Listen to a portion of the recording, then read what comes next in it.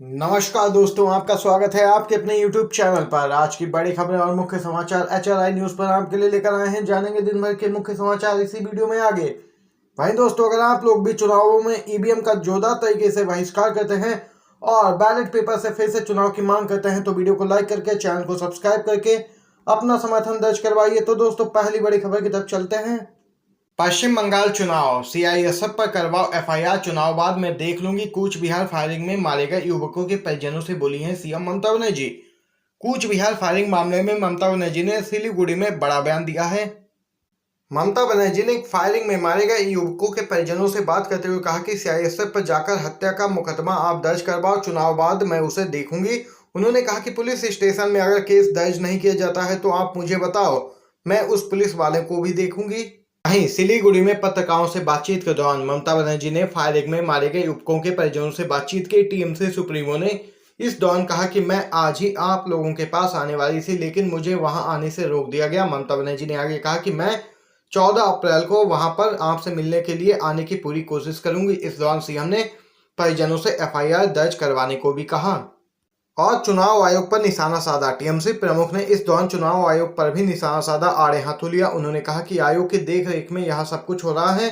जब हम वहां लोगों से मिलकर दर्द बांटना चाहते हैं तो वो रोक दे रहे हैं। ममता ने कहा कि आयोग केंद्रीय गृह मंत्रालय के इशारे पर काम कर रहा है, जो कि लोकतंत्र के लिए बहुत ही शर्मनाक है। टीएमसी प्रमुख ने कहा कि यह लड़ाई अब सिर्फ मेरी ही नहीं बची है, बल्कि पूरे बंगाल की जनता की है। यहाँ पर जोरदार तरीके से मोदी सरकार को भी निशाने पर लिया है सीएम ममता बनर्जी ने। अगली खबर जानते हैं दोस्तों। पीएम नरेंद्र मोदी के संसदीय क्षेत्र वाराणसी में एबीवीपी को बड़ा झटका, संस्कृत यूनिवर्सिटी में भी हारी सभी सीटें। नरेंद्र मोदी के संसदीय क्षेत्र वाराणसी में एबीवीपी को बड़ा झटका लगा है। एमएलसी की दोनों सीटें और काशी विद्यापीठ में छात्र संघ चुनाव हारने के बाद रविवार को भाजपा की छात्र इकाई एबीवीपी संस्कृत यूनिवर्सिटी की भी सभी सीटें हार गई। वहीं संपूर्णानंद संस्कृत यूनिवर्सिटी की सभी सीटों पर कांग्रेस की छात्र इकाई एनएसयूआई ने कब्जा जमाया है। छात्र संघ चुनाव में एबीवीपी की हार को भाजपा की हार यहां पर माना जा रहा है। वाराणसी में भाजपा को लगातार यह तीसरा झटका लगा है। यहाँ पर यह बेहद बड़ी खबर निकल के आई है दोस्तों। बीजेपी को लगातार एक के बाद एक झटके लगते ही जा रहे हैं पीएम नरेंद्र मोदी के संसदीय क्षेत्र वाराणसी से। एक और खबर जान लेते हैं दोस्तों। सोनिया गांधी बोली, चुनावी रैलियों समेत जनसभाएं होनी चाहिए सभी रद्द, मोदी सरकार पर बोला है तीखा हमला। कांग्रेस की अंतरिम अध्यक्ष सोनिया गांधी ने देश में कोरोना के बिगड़ते हालातों के बारे में चर्चा के लिए पार्टी के वरिष्ठ नेताओं साथ वर्चुअल बैठक की। इस बैठक में पार्टी के पूर्व अध्यक्ष राहुल गांधी समेत कई अन्य प्रमुख नेता भी शामिल हुए। बैठक के दौरान सोनिया गांधी ने कहा कि देश में सभी चुनावी रैलियों समेत जनसभाओं को रद्द किया जाना चाहिए। सोनिया गांधी ने केंद्र की मोदी सरकार पर तंज कसा। उन्होंने कहा है कि मोदी सरकार ने कोविड-19 टीकों का निर्यात करके देश में इसकी भारी कमी कर दी है।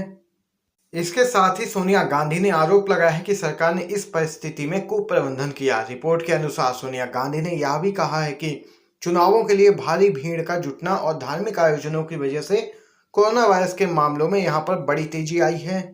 सोनिया ने कहा कि देश में कोरोना की दूसरी लहर बहुत ही खतरनाक है। ऐसे में विपक्षी दल के तौर पर हमारी यह जिम्मेदारी है कि हम मुद्दों को उठाएं और सरकार पर दबाव बनाएं कि मोदी सरकार जनहित में काम करे।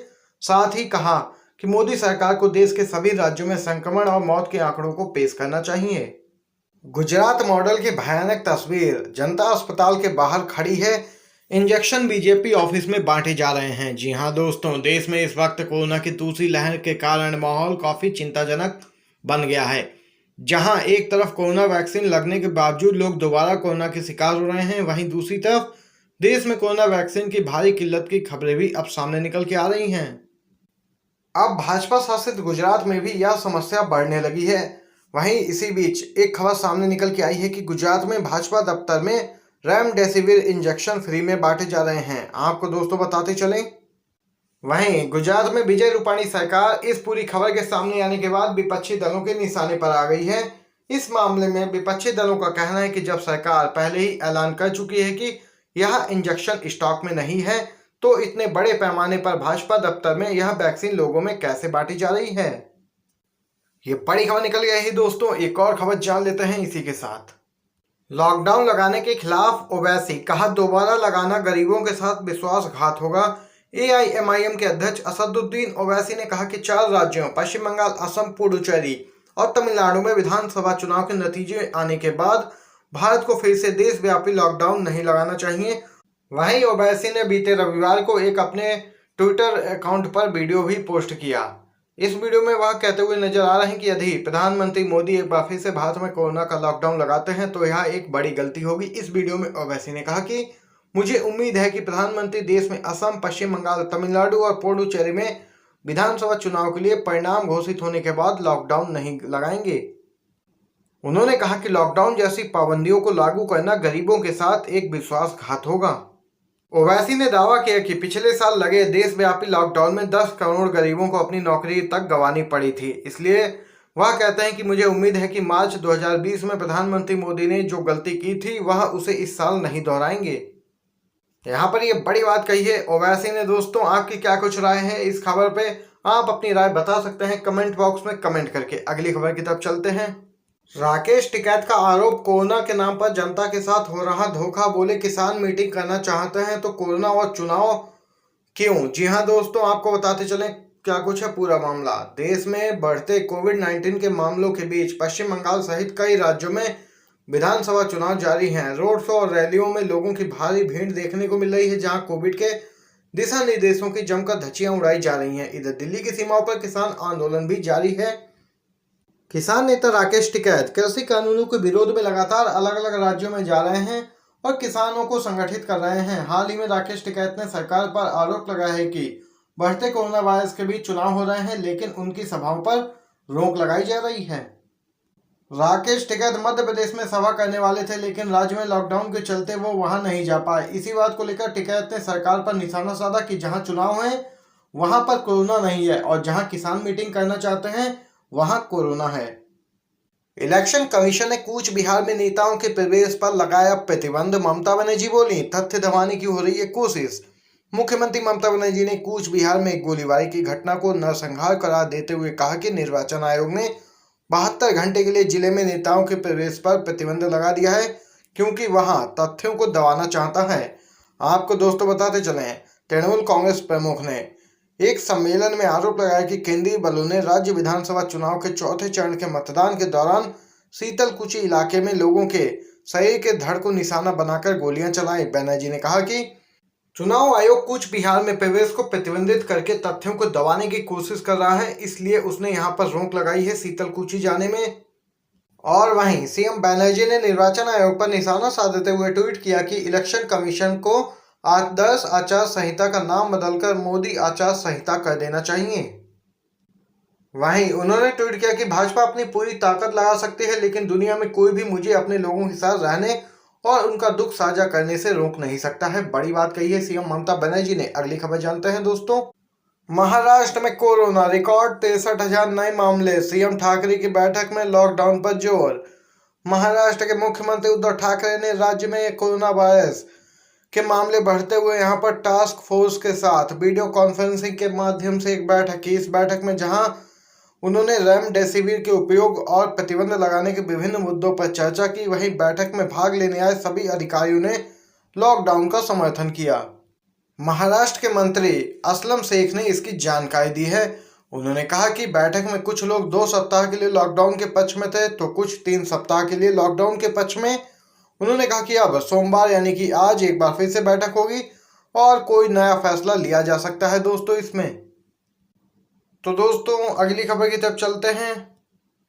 10वीं और 12वीं की सीबीएसई परीक्षा रद्द हो या फिर से रीशेड्यूल की जाए। राहुल और प्रियंका गांधी ने कही है बड़ी बात। कांग्रेस के पूर्व अध्यक्ष राहुल गांधी तथा कांग्रेस पार्टी महासचिव प्रियंका गांधी वाड्रा ने केंद्र सरकार से कोरोना की दूसरी और व्यापक लहर को देखते हुए सरकार से सीबीएसई की परीक्षाओं के आयोजन पर पुनः विचार करने का आग्रह किया है, ताकि बच्चों को परीक्षा देने के लिए एग्जाम सेंटर जाने की जरूरत न पड़े।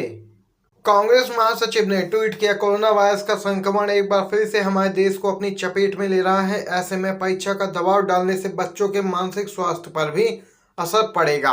वहीं राहुल गांधी ने भी ट्वीट किया, कोरोना की घातक दूसरी लहर को देखते हुए सीबीएसई परीक्षा आयोजित करने पर सरकार को पुनर्विचार करना चाहिए। वहीं इस बारे में कोई भी निर्णय लेने से पहले सभी पक्षों से विचार विमर्श किया जाना चाहिए। सरकार देश के युवा भविष्य से खिलवाड़ नहीं कर सकती है, ये कहना है राहुल गांधी और प्रियंका गांधी वाड्रा का। अगली खबर की तरफ चलते हैं दोस्तों। किसान नेता राकेश टिकैत की हरियाणा के सीएम खट्टर को चेतावनी, 14 अप्रैल को बदौली गांव में घुसने नहीं दिया जाएगा। किसान आंदोलन में एक बहुत बड़ा चेहरा बनकर उभरे राकेश टिकैत ने हरियाणा के सीएम मनोहर लाल खट्टर के खिलाफ मोर्चा खोल दिया है। राकेश टिकैत लगातार खट्टर के खिलाफ आक्रामक रुख अपना रहे हैं। आपको बताते चलें, राकेश टिकैत ने मनोहर लाल खट्टर को चेतावनी देते हुए कहा कि 14 अप्रैल को संयुक्त किसान मोर्चा मुख्यमंत्री को हरियाणा में बदौली गांव में घुसने नहीं देगा।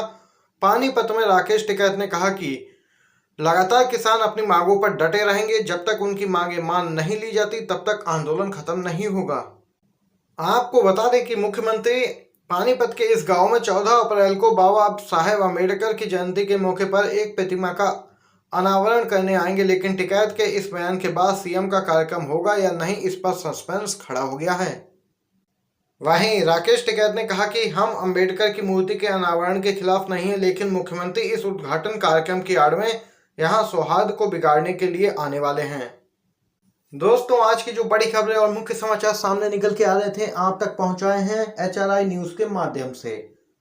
अगर दोस्तों ये वीडियो आपको पसंद आया हो तो वीडियो को लाइक कीजिएगा, शेयर कीजिएगा अपने सभी दोस्तों में। चैनल